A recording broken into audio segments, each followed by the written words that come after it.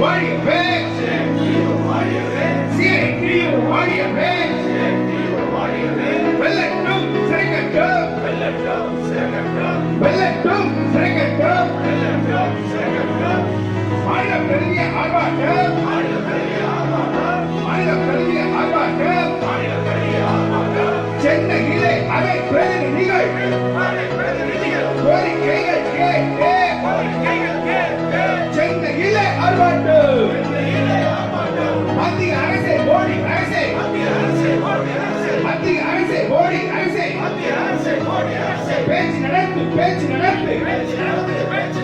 விவமாரியோடு பேச்சு நடத்து பேச்சு நடத்த மறுப்பாயானால் போராட்டங்கள் மேலோங்கு போராட்டங்கள் வேறிட்டால் அடக்குமுறை தூள் தூள் ஆர்வப்போக்கு தூள் தூள் மத்திய அரசே மோடி அரசே மருந்து மற்றும் உபகரணங்களுக்கு ஜிஎஸ்டி வரியை நீக்கிடு முழுமையாக நீக்கிடு என்று கோரி ஆர்ப்பாட்டம் மருத்துவ பிரதிநிதிகள் விற்பனை பிரதிநிதிகள் சென்னையிலே ஆர்ப்பாட்டம் மத்திய அரசே மருத்துவ பிரதிநிதிகளுக்கு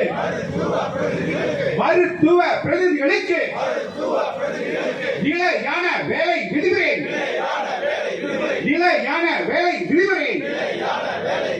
உருவாக்கிடு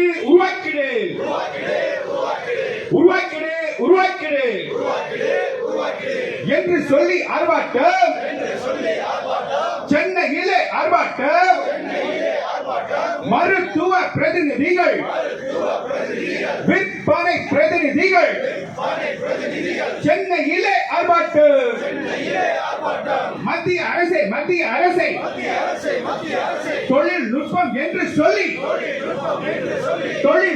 என்று சொல்லி தனி மனித உரிமையில்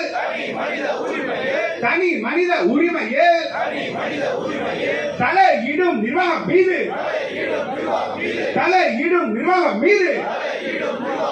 நடவடிக்கை எடு தமிழக அரசை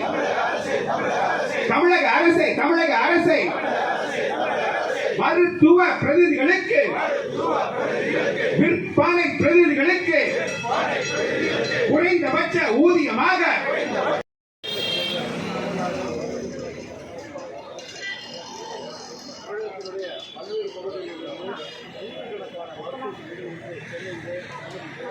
எங்களுடைய அடிப்படை கோரிக்கைகளுக்காக வாழ்வாதாரத்திற்காக நிலையான வேலைக்காக மாதிரி சொல்லி தமிழ்நாடு மருந்து மற்றும் விற்பனை பொருள் சங்கம் மக்கள் நலனில் அக்கறை கொண்டு மக்களுக்கான மருந்து கொள்கை வேலைக்காக பல ஆண்டுகளாக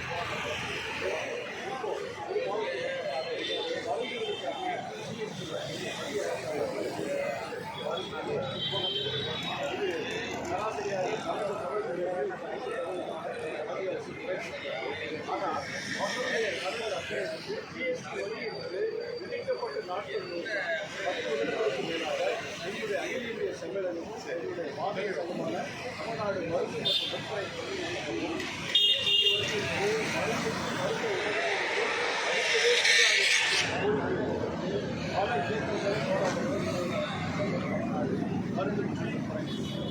இப்படி மக்களுடைய நலனுக்காக கோரிக்கைகளை வைத்து மக்களுக்கான ஒரு மருந்து கொள்கையை மத்திய அரசு உருவாக்க வேண்டும் கோரிக்கைகளை வைத்து நடத்தக்கூடிய எங்களுடைய முன்னணி ஊழியர்களை எங்களுடைய உறுப்பினர்களை மருந்து நிறுவனங்கள் சொல்லனா பேரத்திலே இன்றைக்கு ஆராய்ச்சி கொண்டிருக்கிறார்கள்.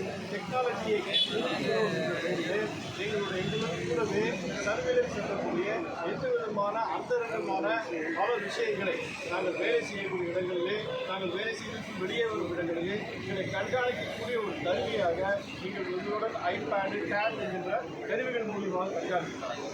இது சட்டத்திற்கு புறம்பாக இதன் மூலியமாக பல மன அழுத்தத்தை இன்று மருத்துவர்கள் சந்திக்கின்றார்கள். இதற்கு எல்லாம் காரணம் மருந்து விற்பனை பதிவுக்கான ஒரு நிலையான அகில இந்திய அளவில் சட்டபூர்வமான வேலை விதிமுறைகளை என்று மத்திய அரசு உருவாக்கவில்லை. இப்படி உருவாக்க வேண்டும் என்றுதான் இன்றைய ஆர்ப்பாட்டத்தினுடைய ஒரு முக்கியமான குறிக்கோள். இதற்கு மத்திய அரசு ஒரு முத்தரப்பு கமிட்டியை உருவாக்க வேண்டும். பல ஆண்டு போராட்டத்திற்கு பின்னால் மத்திய அரசு அந்த முத்தரப்பு கமிட்டியை உருவாக்கியிருக்கிறார்கள். உருவாக்கப்பட்ட அந்த கமிட்டியிலே எங்களுடைய சங்கத்தின் சார்பாக நாங்கள் கிடைக்கக்கூடிய இந்த நிலையான விதிமுறைகளுக்கான விவாதங்களை அரசாங்கம் ஒரு முன்மொழிந்திருக்கிறார். நிலையான விதிமுறைகள், ஆனால் அந்த நிலையான விதிமுறைகளே மாற்றங்கள் தேவை.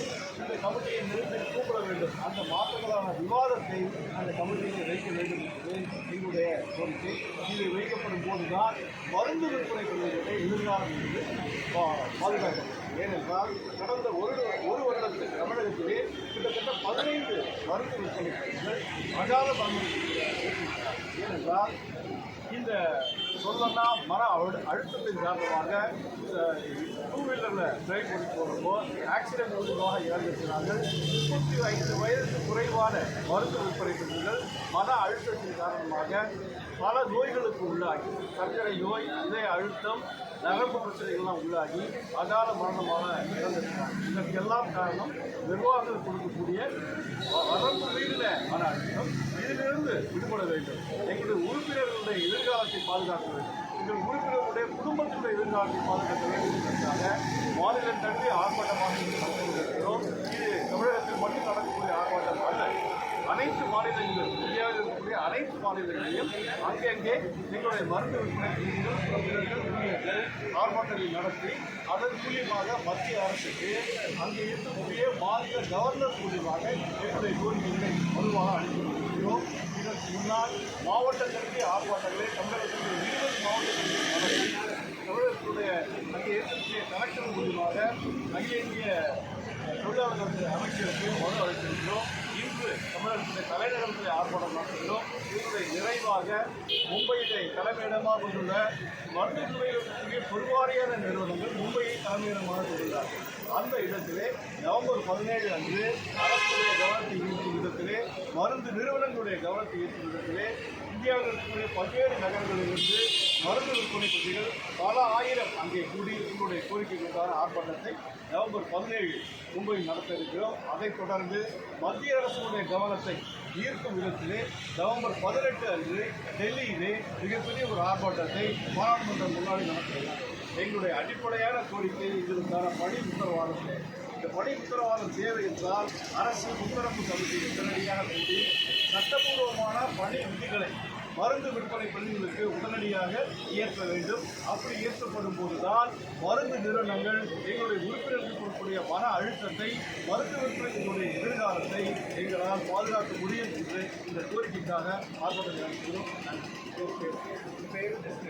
சத்யநாராயணன், தலைவர், தமிழ்நாடு மருந்து மற்றும் விற்பனை